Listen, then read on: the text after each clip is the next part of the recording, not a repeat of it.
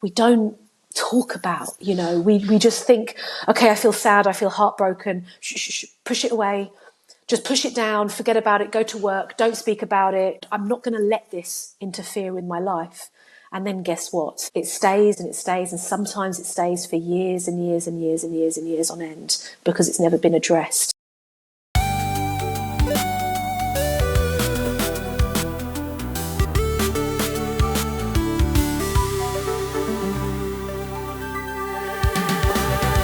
Welcome back to Builders of the Broken Bazaar. I'm your host, Dr. Tabish Zaman. Now today, I want to talk about something we rarely treat as systemic, even though it shapes our lives, futures, and more importantly, the survival, mental health. Every 42nd, someone dies by suicide. That's close to 800,000 people every year. In the UK, suicide remains the leading cause of death for men under 50. And globally, most of these occur in low and middle income countries where mental health support is very, very scarce. It's often delayed or in some cases often unavailable. But despite all of this, we continue to design mental health system as if everyone feels very, very safe talking about it, as if everyone has time for therapy, as if everyone knows how to translate that into the right emotional language. And also if distress arrives as if very, very politely on schedule, fits neatly into the clinical pathway. But the reality is simpler and far more uncomfortable. When people are struggling most, the system is usually not there. And many people, they don't speak, but they do listen. They listen while commuting, they listen while surviving and sacrificing. They also listen trying to hold themselves together inside a system that was never designed with them in mind. And this is where music enters the fray. Music has always traveled where institutions cannot, across class, across culture, across gender, and often across silence. And long before policy reaches someone, long before therapy becomes accessible, sound is always there. Now, when it comes to people, they don't turn to it because it fixes them. They turn to it because it meets them without asking them to explain first. So what if the real problem is in the resistance to help? What if that help doesn't sound like anything people recognize in their everyday lives? My guest today has built her life's work around that question. Arianna Alexander-Sefre is the founder and co-CEO of Spoke, which is an award-winning mental health platform that integrates clinical psychology with real music, real artists, not just as decoration, but as delivery. But this work didn't begin with an app, but frustration with bureaucratic systems that talk about people, but rarely to them. And with a research journey that reframed mental health, particularly male mental health, as a global systemic social issue, not as individual failing. So this is a conversation not about self-care.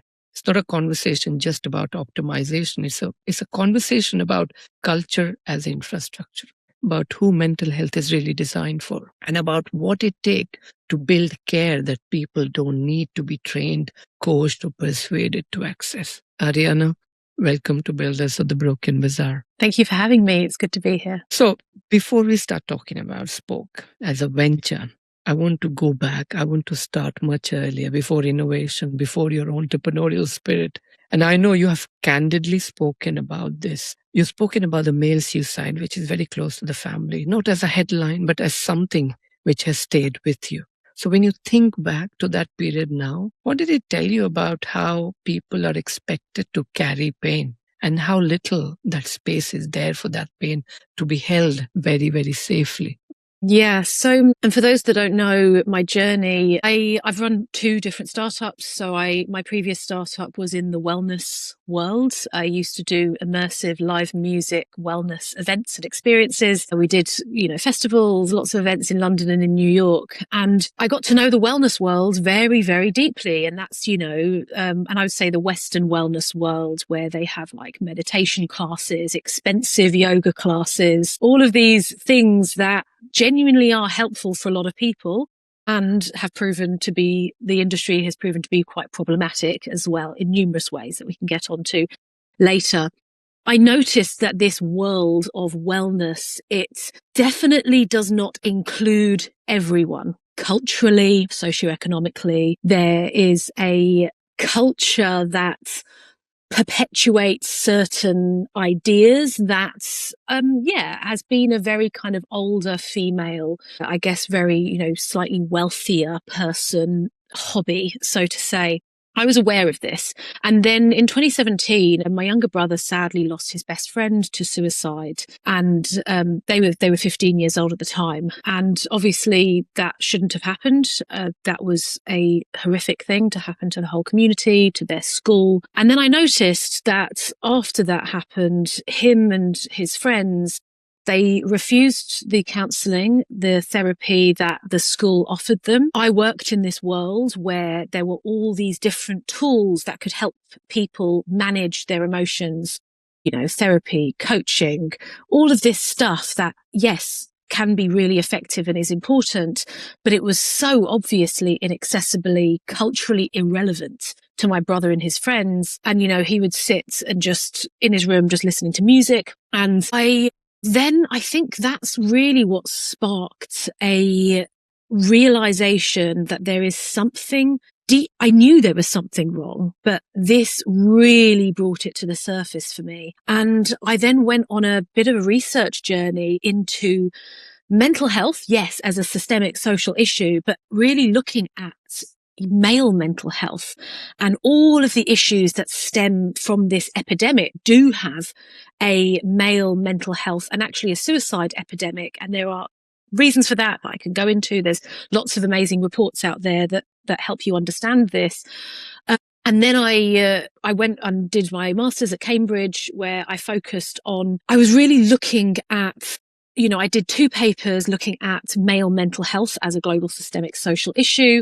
And then through a lot of my work and research and interviews, music was coming up. And by the way, things like sports, music was coming up as a powerful tool that the young men I interviewed were already using to manage their emotions. And then when you look at the music industry and the world of music, it's captured in a system itself that heavily prioritizes, streams and record sales, and lots of artists are, not making enough money through their Spotify streams. And that's a whole other issue. There's a huge load of negligence there around artists. Lots of artists can't make money on. So there's a mental health problem in the industry itself. And then I started learning that. So the very world of people that have so much influence that they could help millions of people around the world with their sense of identity, well-being, inner strength, they can't do that because they are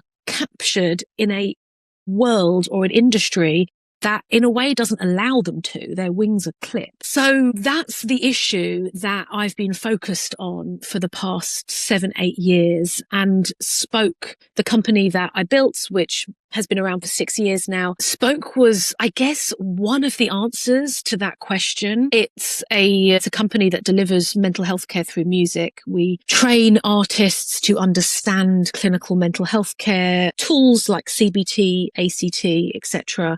And obviously I know we're going to speak about my company. So I've spoken a lot, but that's where it kind of led me to. And I've built the company over the past 6 years. And then I also do a lot of, I guess, systems related work.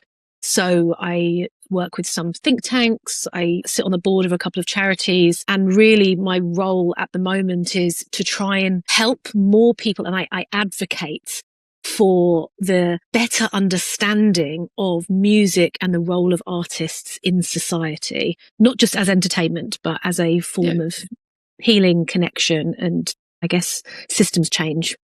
There's so many strands here, Arianna, which we can go into.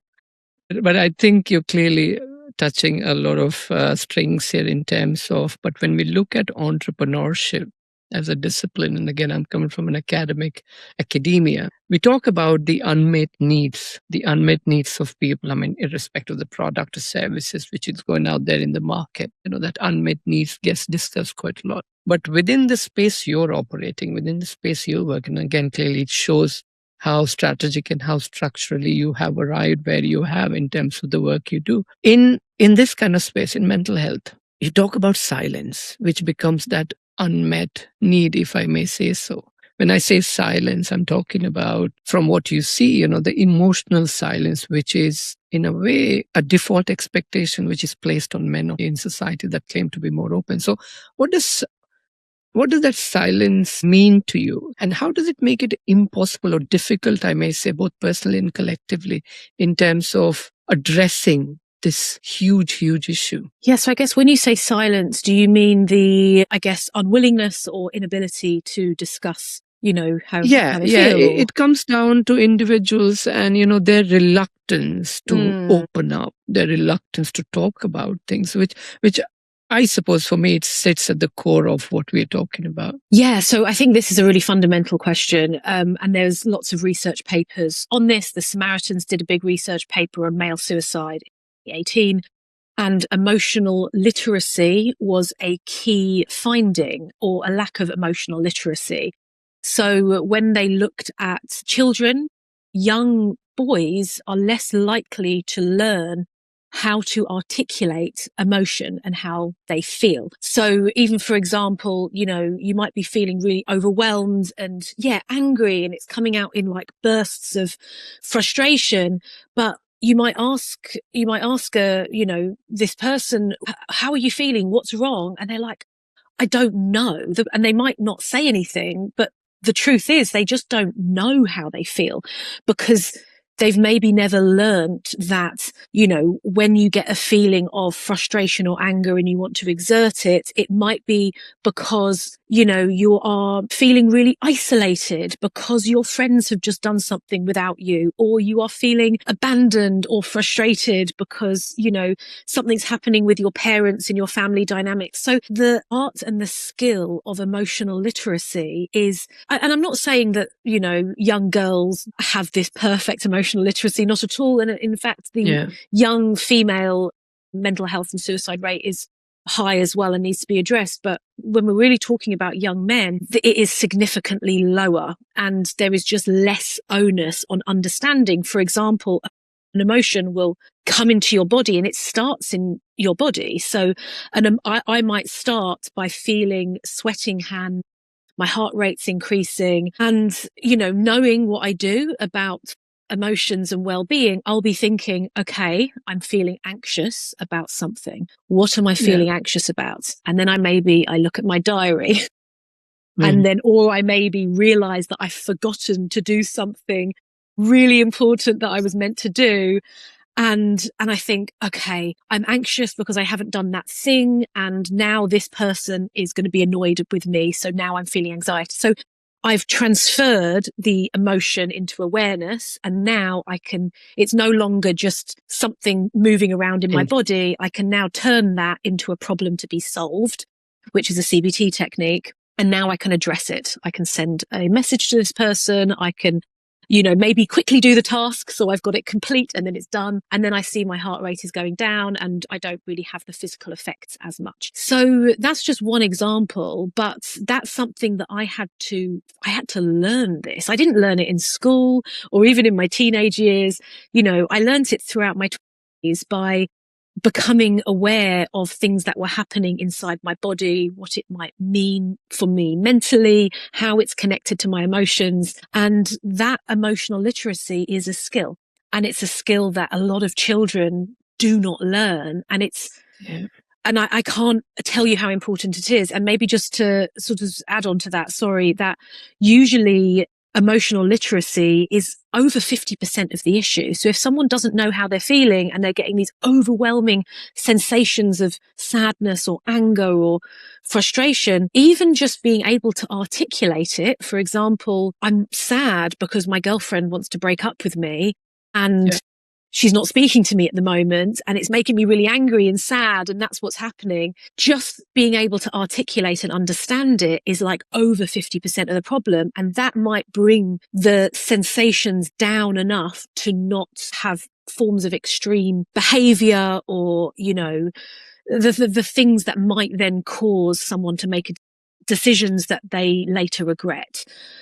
So the silence really I see it as a lack of awareness. When someone is deeply aware of something, then there's no issue with speaking about it or expressing it in some way. And also the other thing, and I won't go into all the different things in the report. I think people can research the various No, but reports this is out very there. insightful, Arianna. This is wonderful for people listening. Yeah, I think because it's a very complex phenomena that way, isn't it? Intrinsic and extrinsic, making that connection between what you're feeling inside to what's happening outside as well. That's Sorry, carry on. No, and I was just going to say that that's only one thing. So that's just one thing that, is interesting in itself.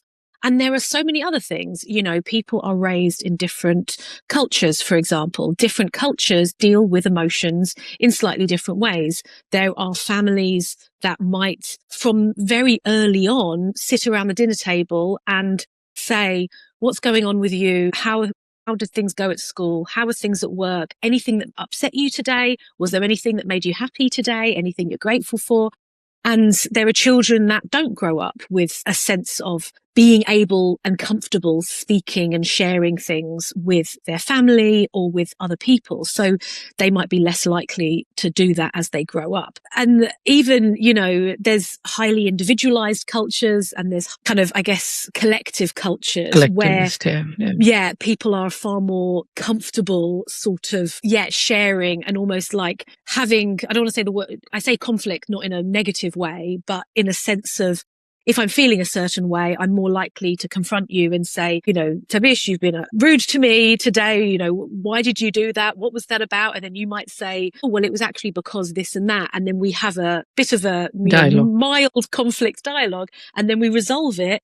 And then everything's fine. And then there are cultures that obviously do not do that at all. And they're far less willing to engage in these kinds of interactions. So mainly just to highlight that there are lots of different factors as to why some people might be less likely to speak or share than others. And generally speaking, people also express things in different ways. And I don't want to say women express in this way, men express in this way. There are some slightly obvious differences in how women and men express themselves. Like women are more likely to, and this goes back thousands of years, women are slightly more likely to come together as a community and talk within talk within themselves and have like circles of friendships that they really, really share things with. And men might be more likely to go and do an activity together.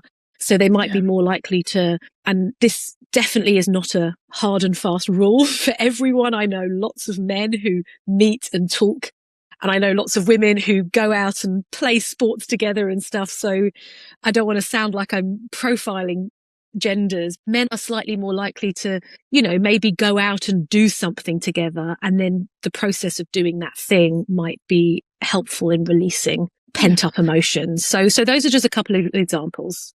No, great examples, by the way. But I'm glad you got to here because, again, you're the right person to talk to about this. When you look at the nuanced understanding of a situation like this or a context like this, gender comes into. I know we mentioned about culture, in terms of the individualistic and the collectivist, and we see that across. But talking specifically in terms of the gendered understanding of what this is all about. So where do you sit? And again, you have been in the industry, you've been working around so many solutions and you've done your research. So quite rightly so, if I put this question to you, what do you see in men and what do you see in women when we are talking about addressing the silence? And again, you mentioned a lot of factors, but is that something which brought you closer looking at, where this whole situation stands? And how would you define as an expert when you talk about gender and when you bring gender into this conversation? Yeah, I mean, I am no expert in gender. There's a whole, people are doing PhDs on gender studies. So I'm definitely not the expert in that. But one thing I do know is that people will express and communicate in very, very different ways. And they learn in different ways as well. There have been the research that I've seen and some of the research that I've done has shown that a lot of young men do not necessarily respond to the way that our society is telling us to look after our mental health.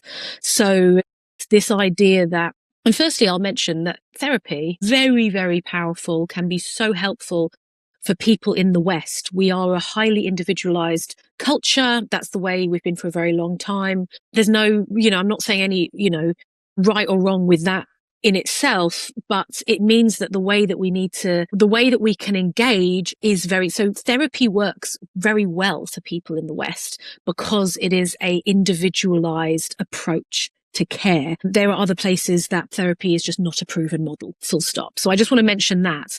But even the concept of therapy is you will meet with someone and they will say, so tell me what the problem is. Tell me what's wrong. And if someone doesn't even feel like they can cross those first few barrier thresholds, therapy itself can feel incredibly daunting and overwhelming and scary. And, so there's lots of solutions that we have in our society that just do not work for young men, and I don't think it's been useful saying, well, they just need to start therapy. They just need to start it and then it's going to be fine. When actually we need to build bridges. We need to build cultural bridges over to underserved populations of people. And young men are underserved in our mental health care system. So are people with various forms of neurodiversity. So are people from underrepresented cultural backgrounds as well. And the system just, needs to build these bridges so that we can reach these populations. And so that is something that Spoke has tried to do. It's tried to be a bridge to a population of people that they feel like they are ignored. They feel like the solutions that are given to them, they've said it feels patronizing. It feels boring. Imposed. It doesn't, they just don't want to do it. That's the bottom line. And then they feel like a lot of wellness offers and practices, they just weren't built for them. They were built for other people, and which makes them even less likely to want to engage. So I think this is the issue. Yeah. Which is where it brings me to the next question, which we're talking about in terms of the wellness industry. And again, we've seen a huge expansion of the industry. I mean, you name it, it's there. You're talking about apps, platforms, products, but people don't feel it's built for them. So from an innovation perspective, where do you think the wellness industry has fundamentally misread the users, the end users, and particularly men and the young people? So the wellness industry has, albeit there's lots of good things and people have benefited, I myself have benefited in multiple ways from access to certain practices, it is deeply problematic for so many reasons. So one reason is, unfortunately, that it is an industry. That is part of the problem. A lot of these practices are ancient practices that have, with the knowledge that has been passed down from generation to generation as tools for community and for healing. They were never meant to be wrapped up into this Silicon Valley style industry. They were never meant to be, I guess, capitalized in this way. But because that is our society, that's what we do with everything that's good. We try to capitalize on it.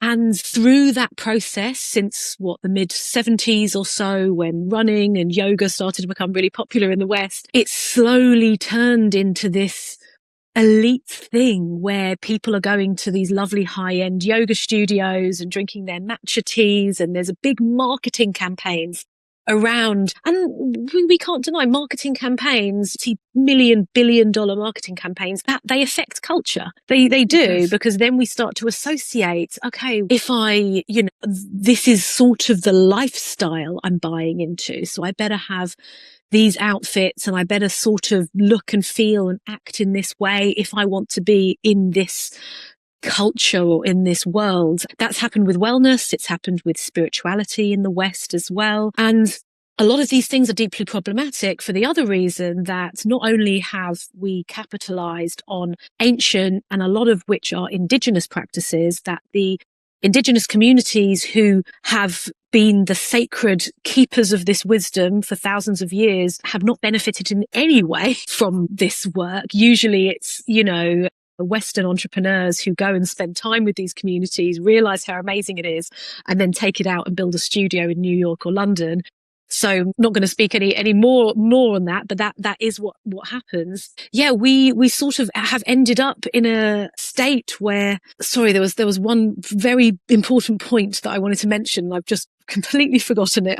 Yeah, sorry. I had it in my head about 10 seconds ago, and then I continued Hopefully talking, it'll come back again. And then it's just completely disappeared. But it was the rounding up of exactly why I was talking about that. Yeah, don't worry. Sorry about this. It'll come back. Yeah. Sorry. No, but this is why, Arianna, I like your approach in terms of bringing two worlds together. And I'm a strong believer. I mean, when you look at healthcare, when you look at education, the word care has gone out, and it's all become commercialized. And again, we are looking to monetize everything. But for you, rather than rushing to, the problem, you've seen the problem. And now rather than rushing into building a solution, you stepped back. You took a step back and you treated this as a social and systemic problem. So during your MSc at Cambridge, you spoke about your research. How did your research help you understand this mental health, which directly shaped, which then you went on to design, just as a venture, I would say this is the philosophy, you've been working around some of those startups. Yeah. So the latter couple of research pieces were focused on music. So music was coming up as a key tool that a lot of the young men I interviewed, they were already using as a way to manage their emotions.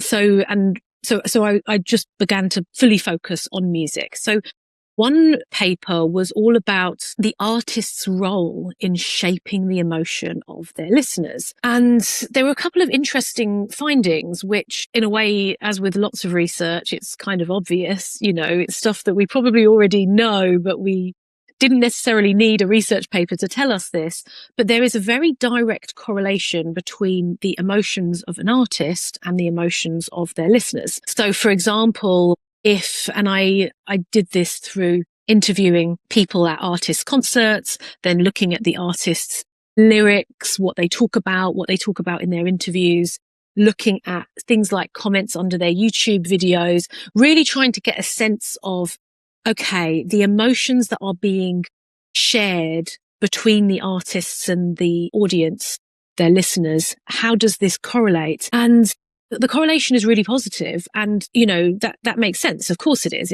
An artist is talking a lot about anger, frustration with the system, maybe even, frustration with certain parts of the system. You're going to find a lot of people who resonate with that music because of theories around resonance, and they are more likely to listen and feel heard by that artist because they are sharing things that they have also experienced and they also feel. So that's kind of obvious. But then if you look a level up from that, so if that's obvious, then why are we not working with artists as channels and gateways to underrepresented populations of people that the healthcare system, the government can't reach, but needs to, because there are issues that are happening that could and should be addressed. And then you've got these artists who are direct channels to these people and who these people admire, respect, listen to, sometimes even shape their identity off the back of, like every subculture in the world at the helm has been artists, certain music genres. And that's just like a rule. So this has been my thing. Like I can't understand why this hasn't been done already. We're not already working with and actually highlighting the importance of the role of an artist. Interesting example. And obviously way back when a lot of the world was big kingdoms and the populations were governed by kingdoms. Obviously, I'm not advocating we go back to kingdoms, so please don't take this out of context. But in those societies, the kingdom would more often than not have a few hundred people that they would pay. And these were the artists. They would have a bunch of musicians, a bunch of painters, etc. And they would say to them, you people, you are who create the culture of our kingdom. So I would like you to play this kind of music and paint these kinds of things. And then those are the things that we now know today. And we now paint ideas of kingdoms of the past based on the artwork and the music and the things that we have found that have carried throughout time. And it's like, so they knew this. Thousands of years ago, they already knew how music and art can completely transform and even can create culture. It's interesting how now we sort of put it into the box of entertainment. We don't give music and artists and it is a heavy responsibility. I think, there's a lot of artists who maybe don't do it for the right reasons, but we don't put the responsibility and the kind of, I guess, the honor that it really is to be a representative and to be a voice piece and a reflection of the society you live in. As an artist, you're essentially there to reflect the stories of the society that you live in. Yeah. Why do we not think about it in this way? Well, I know why. It's because it's, like I said before, trapped into this industry that is all about, creating one Taylor Swift. Instead of having one Taylor Swift, where one record label are, becoming billionaires through, being able to create this kind of icon that does not necessarily represent a huge proportion of people, we could have 10,000 artists, each representing the stories and experiences of different populations. But so I guess what I'm talking about is a more decentralized, democratic approach to the music industry. And what you also touched upon was how it outlives the time as well, the legacy of what gets created. And again, that was such a great example in terms of how, those days you had literally a representation through these artists of a particular culture, of a particular clan, a particular kingdom. But then I am also aware, Arianna, I know you touched upon it at the start as well. You spoke about representation in terms of the artists. A lot of them, given the platform, given the ecosystem which we have within which artists operate, they don't get their due. And then looking at your work, I know how obsessed, if I may use that word, you are keen on having an engaging artist who have that kind of reach. So how do you really balance this at all in terms of ensuring they are the right group of people or the right individuals to take this forward, or they've got the right philosophy or the right understanding about them to take such a serious matter going forward, especially for a generation which is so important in terms of where they're heading in terms of technology and music and the general breakup of the society? It's a great question. And I guess it's a similar answer to like how we choose leaders in society. If we are listening to an artist, giving them our headspace, the same in tech, everyone's trying to purchase a portion of our attention. It's a similar thing. Like if I sit there and listen to an artist, if I stream their music on YouTube, yes, okay, there's a big tech involved and they're not getting their dues, but I am still giving that artist my time and my headspace. If I purchase their albums, if I decide to spend my Saturday night going to their gigs, appreciate their message. I want to hear their message. And by just wanting to hear their message means I'm more likely to share it. So I guess, firstly, the way we choose artists is through what they talk about, how they present themselves, who they are as a person. Generally can, if someone's done 50 interviews on YouTube and you can search them up, you will get a sense of what they represent, what their values are, how they've overcome different challenges. No one's perfect. There are lots of artists who have had a past of all different kinds and they've now learnt something and their music now shares their experience and how they got out of it. And, so there are lots of examples like that across the music industry. And it's fantastic to hear an artist who has, been involved, let's say, for example, in gang crime, as an example. Yeah. And they have gotten out of it and then they've gone into music and then they talk about how they got out of it, what they learnt. that kind of message, it is important for lots of young men who live in inner cities who, yes, might be at risk of similar things happening to them. They don't have proper support systems, etc. So, I think the process of choosing who we work with is really just based on all of these things. Is this person like a leader? Are they representing the right thing? Are they sharing stories and messages that matter? And also, are they talented? Are they, Yeah, do yeah. they How big a have, reach they have, yeah, yeah, and how the music exactly. resonates. Yeah. Exactly. So we're not a record label. We're not here to grow an artist's, even though now even record labels don't necessarily grow an artist's reach. They expect an artist to already have a following before they sign them. But that's a different story. So yeah, we're not here to work with an artist on that. We're here to help them level up who they already are so they can now speak about things like yes, mental health or anxiety or stress or all these different issues, confidence, all these things that young people in their audience are probably experiencing. They can speak about it now with a much higher level of confidence, awareness, because we've taught them. They have sat with neuroscientists. We've got a whole process where they will learn that. Interesting. So if I incorporate these questions into my lyrics, it will help the listener go on their own journey of self-awareness. Therapists they learn how to probe someone to unlock deeper levels of self-awareness and self-reflection, which then promotes a deeper level of self-knowing. And then that's hugely important. Artists can, and obviously that's then reserved for a therapy room. So the only people that get asked those things if they've managed to get into a therapy room, which we know is not a huge proportion of people. So if an artist can learn even some of these techniques and can bake them into their lyrics, then all of their listeners are now benefiting from these important tools of self-reflection and awareness. And I believe that that's when we can change. I think that's when we can change a lot and make a lot of really, really positive change for big communities of people. Yeah, Arianna, this is such a great concept and such a fascinating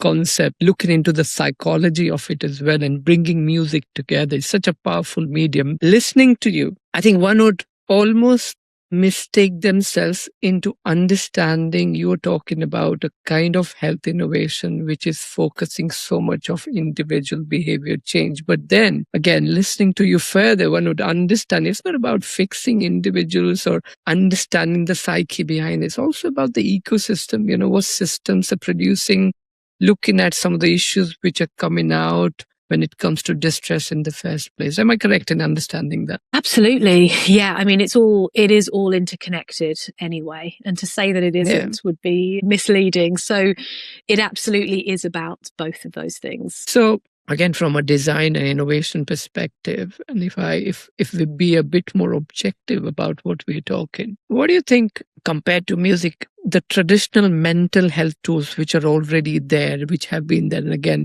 you can categorize your venture more in that innovation space, which actually don't seem to work or which are still being pushed by the institutions and the ecosystem in general. But according to you, what are they and why don't they work? Yeah, so I'm definitely not saying that our traditional mental health services and practices don't work. They do work for some people and they work under some circumstances. So, for example, CBT is a really popular practice. It's a really popular tool. It's actually cognitive behavioral therapy for those that don't know. And it's one thing that the NHS prescribes quite regularly. You can get a 6-week course of a CBT on the NHS, and it can be really great. You learn tools to understand how to manage difficult emotions, anxiety, and I guess the big thing is if a problem is either solvable or it's not solvable. And so let's say I'm really concerned about the amount of work I've got to do. That's a solvable problem because I just need to put an action plan together to tackle my work. Okay. So then I turn my anxiety into a problem and then I can just start doing things to solve the problem. And then some problems are not solvable. So I'm, for example, really worried about whether it's going to rain tomorrow. No chance of, I've got no control. There's no point worrying. Or it's like my wedding day next weekend. I'm worried if it's going to rain or not. You know what? It's not up to me. There's nothing I can do. So I might as well learn relaxation techniques.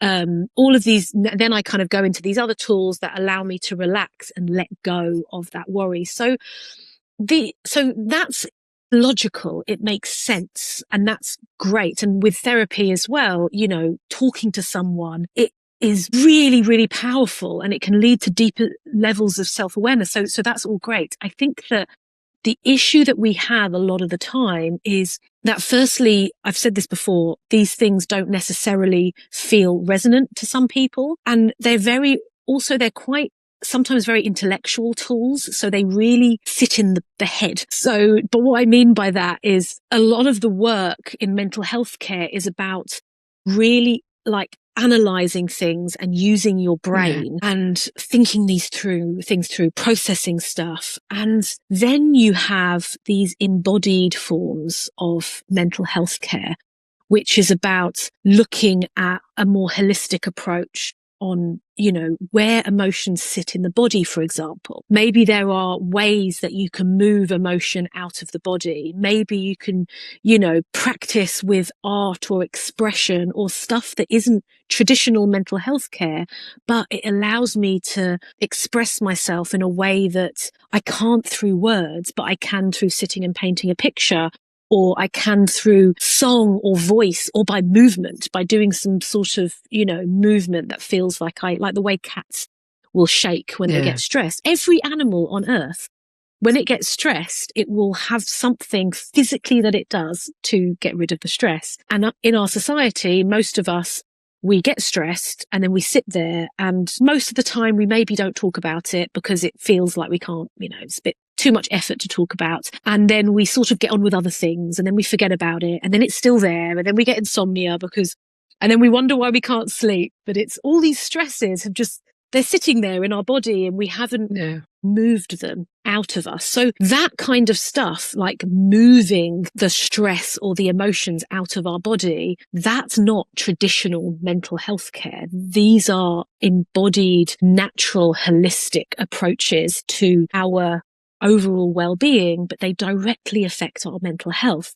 Even community, for example, sometimes someone's been working constantly at home and they're feeling overwhelmed and stressed and anxious. And then it gets to the weekend and they've got a coffee with a close friend they've not seen in a month, and they sit and talk to them for 3-4 hours. And then they get home and they're like, I actually feel okay now. Well, I wonder why. I wonder why. It's because you've had that connection with somebody and you've been able to, and this is the other thing.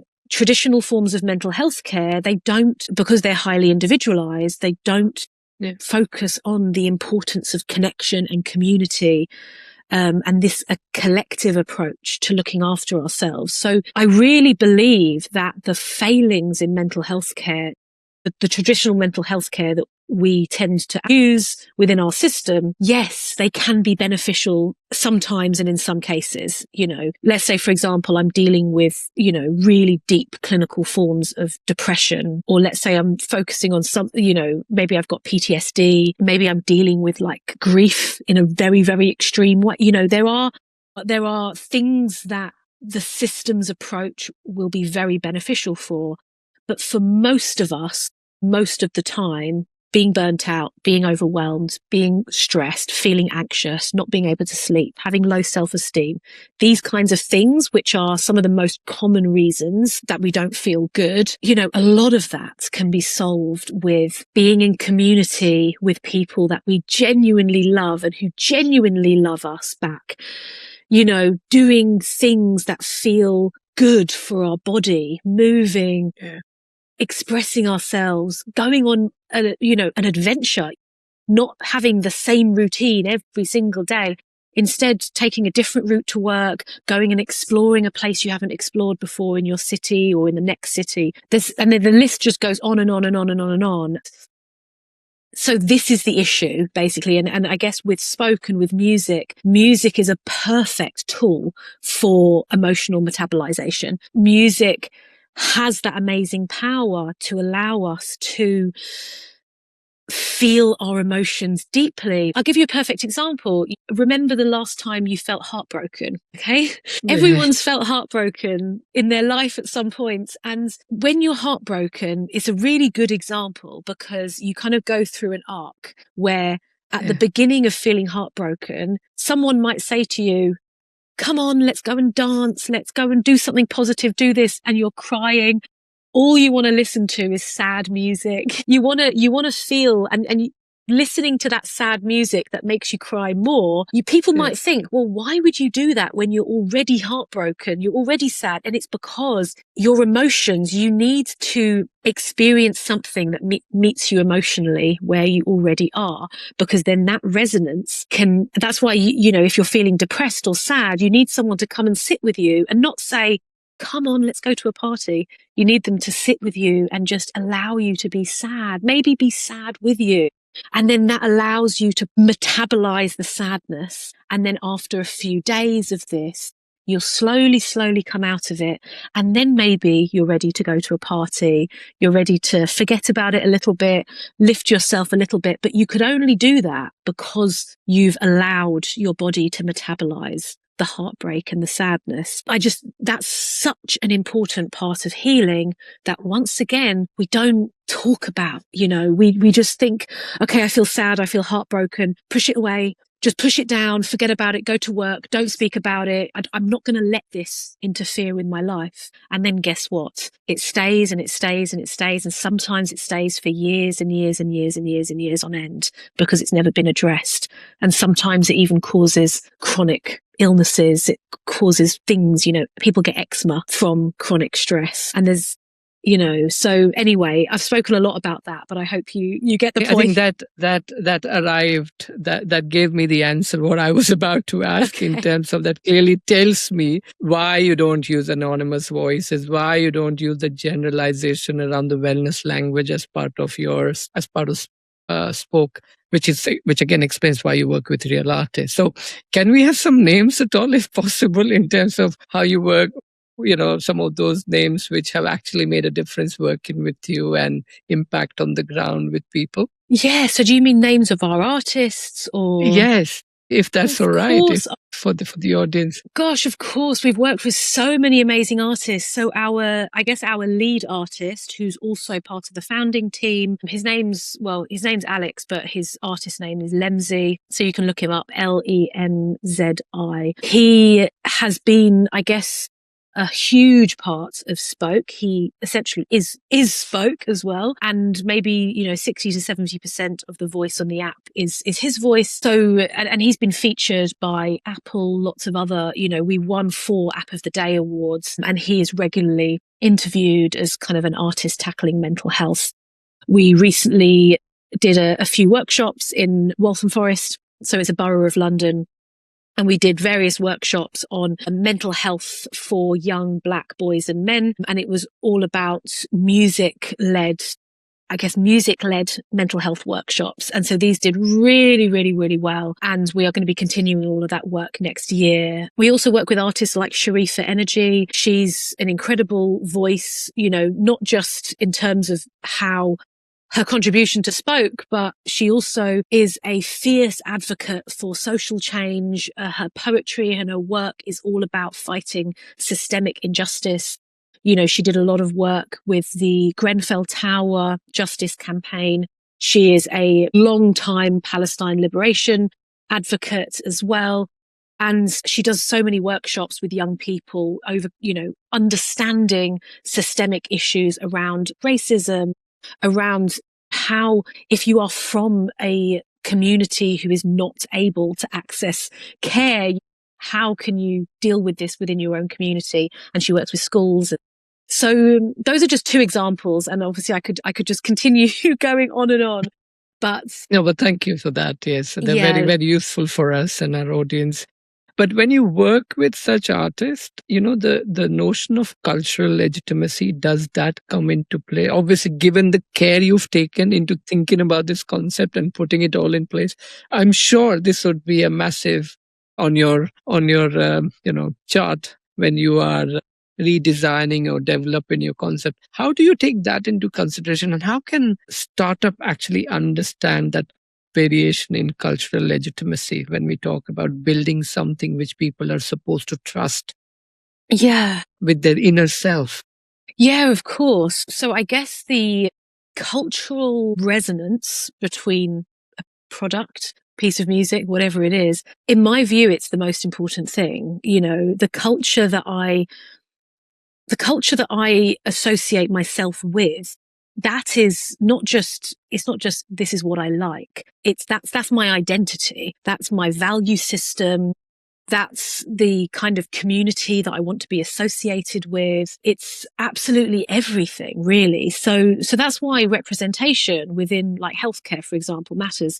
So they found that this was a few years ago now, but over the past few years, they have done a bit of work. I'm not going to say enough, but a bit of work to get more Black therapists, counselors into communities. And because of that, you now have more Black people in therapy. So it's obvious. You need representation at the most basic level. But music is far more than just, representation based on my culture or we share a heritage, for example. It's really like I said, it's how I like to identify myself on so many different layers. So working with artists who can meaningfully represent certain communities, it's the most important thing. And I didn't mention it in your question before about how we choose who we work with, but we specifically choose to work with people who can represent the communities that we are trying to reach and engage with. And so that's a really important thing. So we're not going to work with somebody who doesn't have cultural relevance for a community that we know are more at risk and we know that we want to work with. And there's obviously a huge amount of research into this, but it's very, very important. And I just want to say as well that representation, it really is not just about what someone looks like either. It's so much deeper and more sophisticated than that. Now, you've given us so much around the creative side of how you go about doing this. Can we shift a bit towards your entrepreneurial side? Yeah, because of course. again, I am aware,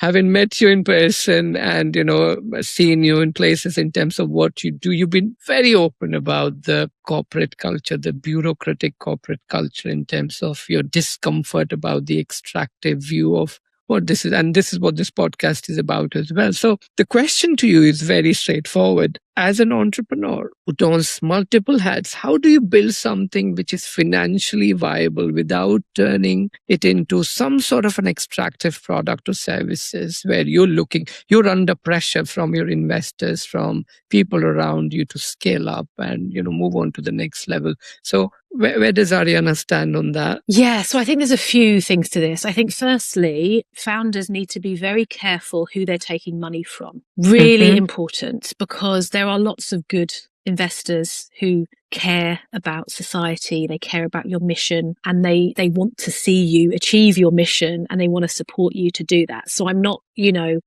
against the world. I'm not, against the world that we need to live in to make successful businesses. But I think there are lots of investors or VCs, etc., that do not have that same approach. So we have something, I don't know if you know about the Better Business Act in the UK, but it's all about getting your impact and mission statement baked into your articles of association. And obviously it seems like, oh, well, that doesn't really mean much. It's just your articles of association. It's very early, etc. And that's fine. But we have our impact mission, which is that Spoke is here to improve the mental health and well-being of young adults across the world. And then it kind of goes on a little bit more. But because that's in our legal framework, we are technically not allowed, and we're not going to, we're not allowed to prioritize profits over that impact. The whole journey needs to be an oscillation and a combining the two things so we can continue creating social good and do it in a way that is financially sustainable. We might not grow at the pace that another company might grow who are using extractive means. You know, a lot of the big music tech companies, streaming platforms, yes, you know, a lot of it can be very extractive of artists' time and their work, etc. But I think that if you're very clear from the offset that this is your stand and your values, then you will naturally only attract investors who care about the same thing. So I obviously do know a lot of founders as well who they grow a business and then they have the chance to be invested in by a really big VC. Yeah. It can be incredibly, incredibly tempting. And actually, sometimes it's necessary. Sometimes it's like, well, we either take this check or the company dies. So then you kind of, you're stuck in a very difficult position. But, you know, unfortunately, a lot of the biggest VCs in the world, they have invested in like, you know, lots of military equipment, AI that's providing, you know, I guess ethically dubious things, and they're not necessarily hiding it. And you kind of know that you're going to be pushed on this track of growth at all costs. At all costs. Nothing else matters. So I think choosing who invests in your company, if you need investment, you know, I see a lot of really successful businesses now that are growing really strong communities, building amazing brands, and building their first pools of income and revenue, and then just growing sustainably off of that.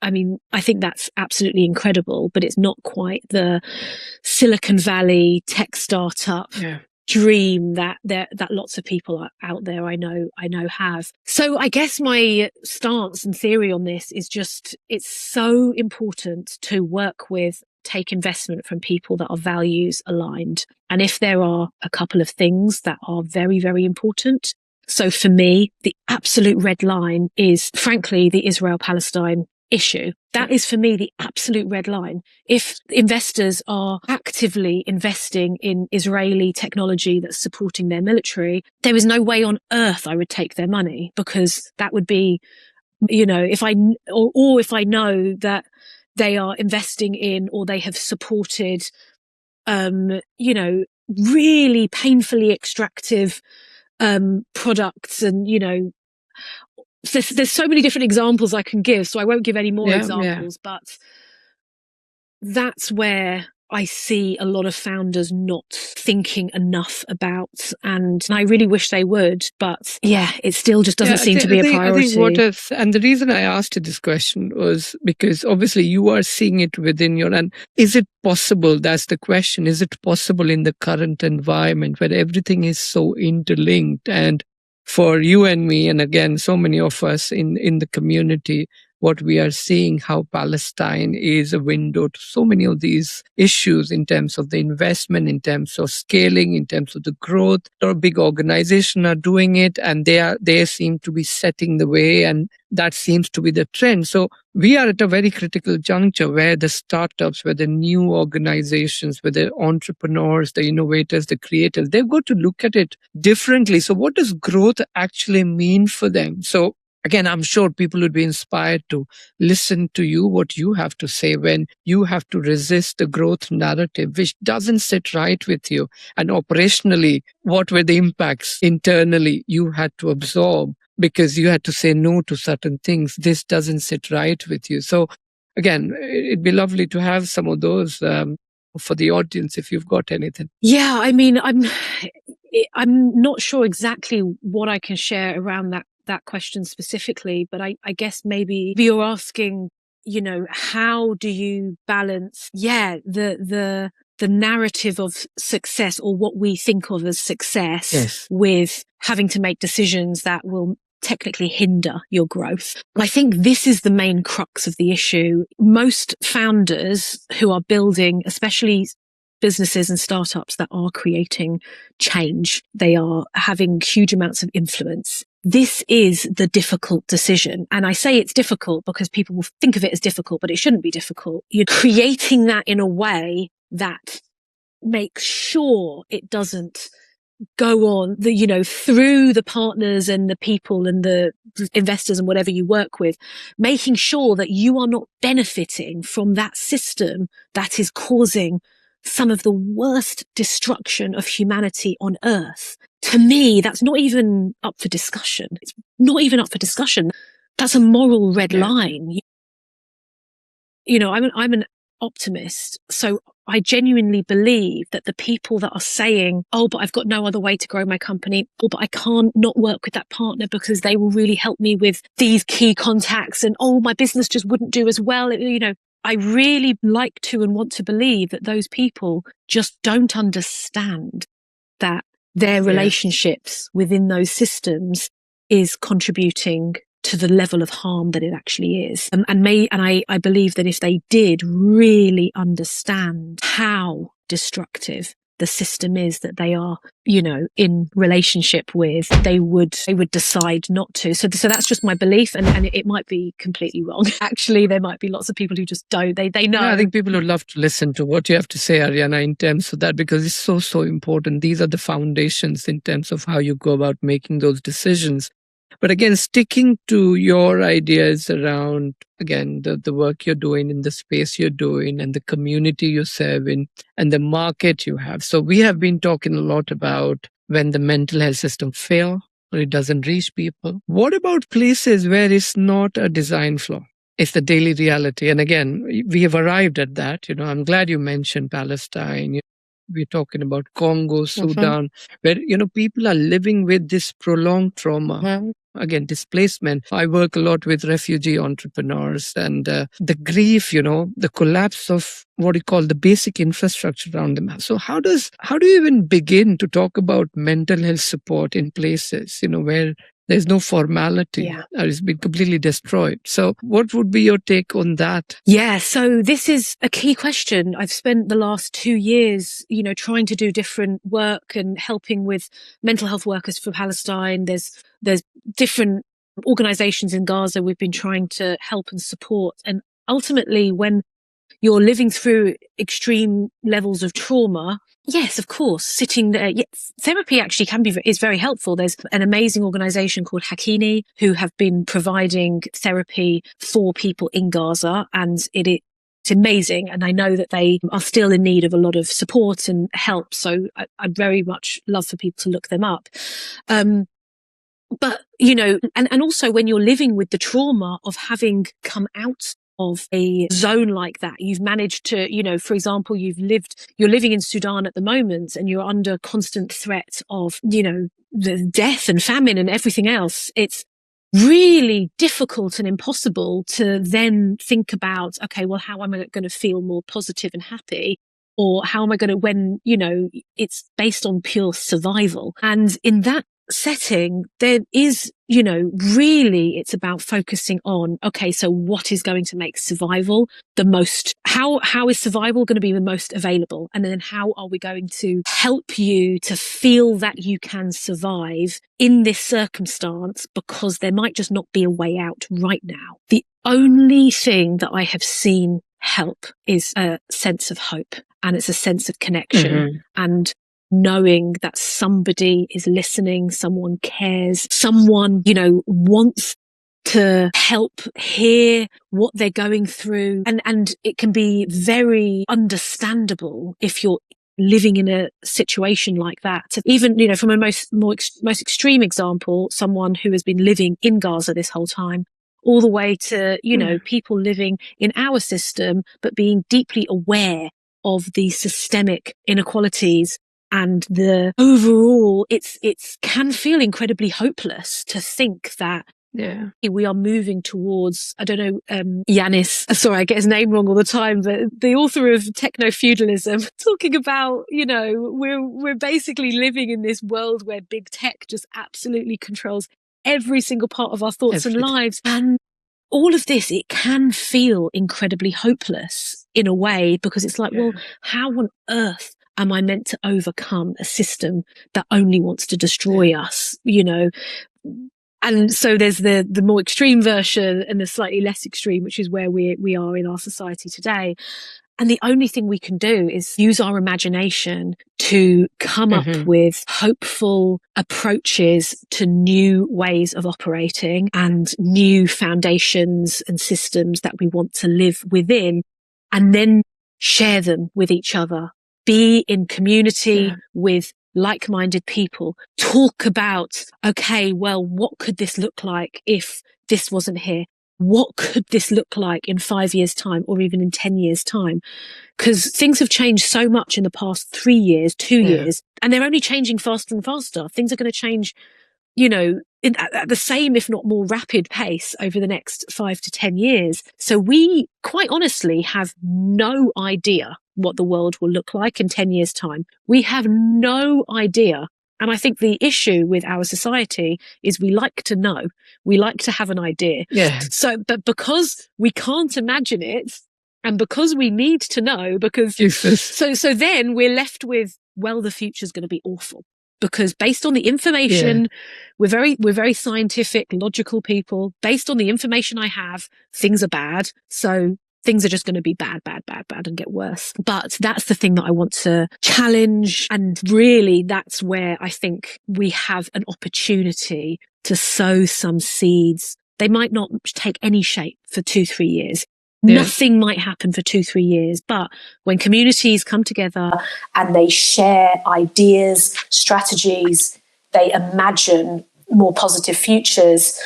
And it can start with, well, we're just no longer going to do this, or we're no longer going to do that. They slowly extract themselves from parts of the system. And then before we know it, 10 years later, something has actually shifted. And we're like, wow, that started in the imagination of these people who shifted culture. So, yeah, I think that's the only option, to be honest. I think we need many more of you, Arianna, in terms of what you're doing. And it's clear you're not talking about building a company, building a firm. You're trying to shift.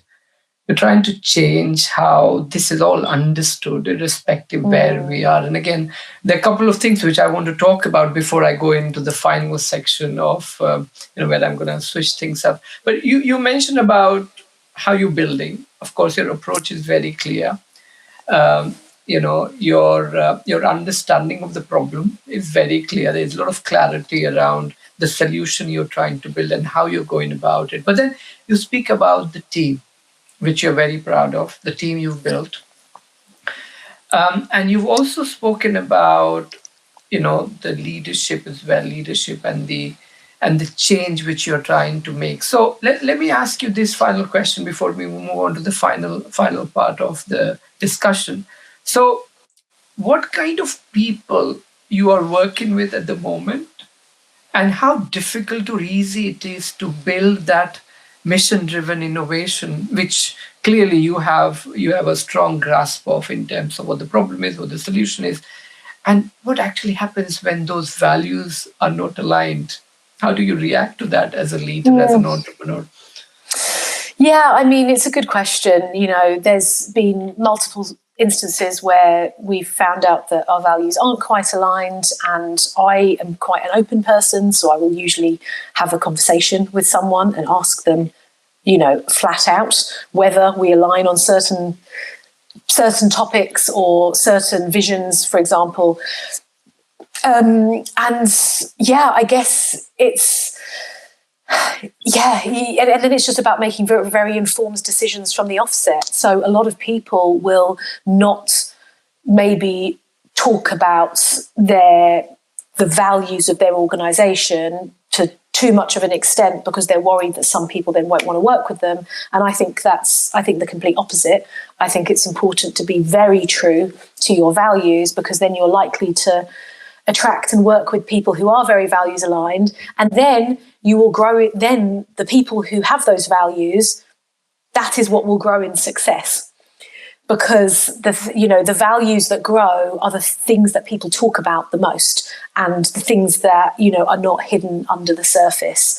So I think really it's about just communication and positioning, and and being very clear as well with how you represent yourself and your brand, your company. Clearly, there's a lot of work which has gone into it. So that brings us to my last section. Now, again, I'm conscious of your time as well. So these aren't trick questions, I promise you. These are just first response. Again, you can explain if you need to, but again, very, very simple ones. The first one, the one emotion music reaches faster than the language, according to you? Yes. So, I mean, music does. It's the language of emotion. And of course it does. It's, I'm sorry, I don't know what to say. Is this a yes or no answer? The whole point was not to put you in a spot, but yes, all right. So sorry. I just didn't know whether to answer yes or no or explain. Give me one emotion which you think music reaches faster than the language. One emotion.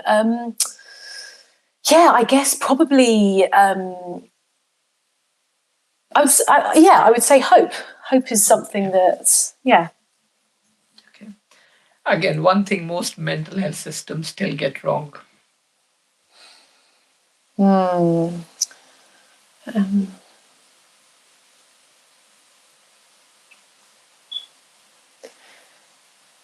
think most mental health systems, they can't help getting this wrong because everything they do has to be evidence-based, peer-reviewed, low risk, etc., etc. So it's kind of gone through all of these hoops in order to then be a solution that they can put out. So I understand why the system is like that, but because of that filtering process, it's such most solutions within systems are so like clinical and almost like they're so like intellectual in a way that they are very removed from humans, from actual messy human.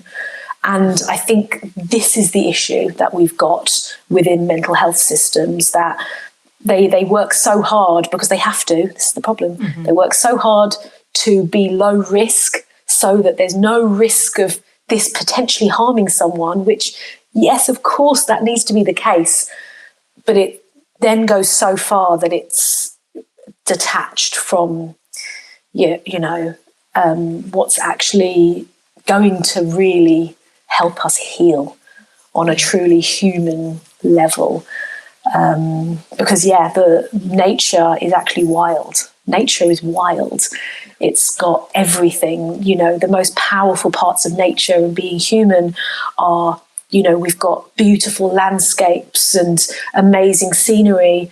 And then we also have tsunamis and hurricanes. And I think it's the same with human nature. We've tried to pretend like we don't consist of the beauty of the sunshine and the tsunamis. We've tried to limit it into, well, this is just what a sane human is. And it's like, we are natural, wild beings. And because we've been so confined emotionally and restricted, it's killing us. It's killing us, genuinely. And that's such a lovely explanation of how you define humanity. Let me move on to the next one. The hardest thing about building something that genuinely cares about people, in your experience as an entrepreneur?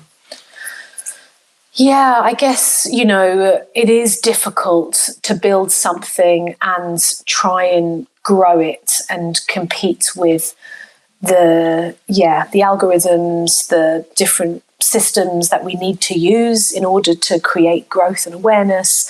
And then also, it's difficult finding that balance between the impact and not completely running out of money and going bankrupt. Most companies have gone bankrupt, over the past few years. So, I think that, that really is the issue right now. But part of it is because, we are paying like essentially everything we need to use to create our success, we're essentially paying, instead of paying a landlord to use their bit of, this is what they talk about in techno-feudalism, instead of paying a landlord to use their bit of land to sell our crops or sell our produce, we're now paying, to use these techs and algorithms and this and that. So we're still, this is the same. We've bypassed capitalism. This is now, we're back to feudalism. So, and we're still paying those rents to just exist in certain spaces. An Apple, wow, if you've got an app, you pay rent to be on their bit of land to get, and that's how this system has manifested. And if it wasn't quite like that, then it would be a lot easier and sort of a far more decentralized approach. And we're kind of going down that path slightly, like even in media, people are less, they are sort of a little more cynical of legacy media. They might read some of the main publications and then they'll be like, well, hold on, let me actually find some journalists on the ground. Let me find some independent sources. And so that's happening in some industries. And I think that, some are easier to shake and some are difficult that way, but the awakening is certainly there. Yes, the awakening's there, and I think in tech specifically, we haven't got there yet. We don't have. We're not even in the start of a decentralized approach to. We're very much sitting under the overlords, and so whoever can start figuring out how we, get out of this, that I think that's the big challenge right now. That's great. So my last question to you. You can complete this sentence on a positive note. For you, what does it look like?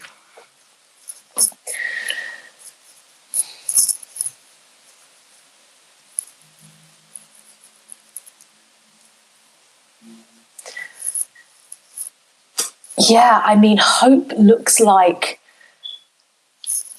connection between communities, resilience. It looks like a sense of fearlessness.